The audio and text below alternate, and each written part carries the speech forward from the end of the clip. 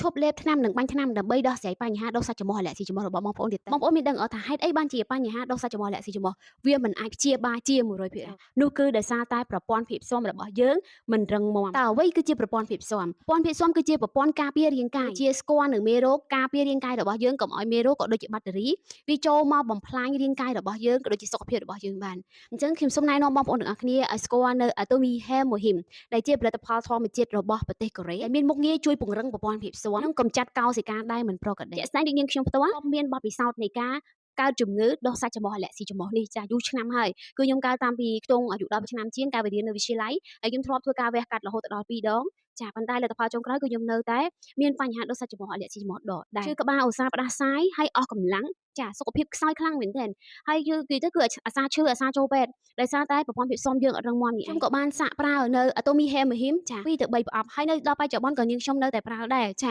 ដើម្បីជួយការពារចាជួយបង្ការនិងការពារបញ្ហាសុខភាពរបស់នាងខ្ញុំអាចធ្វើការទំនាក់ទំនងតាម Telegram ក៏ដូចជា Inbox ដើម្បីធ្វើការបញ្ជាទិញដោយផ្ទាល់ពីក្រុមហ៊ុនទទួលបានតម្លៃដើមពីក្រុមហ៊ុនផ្ទាល់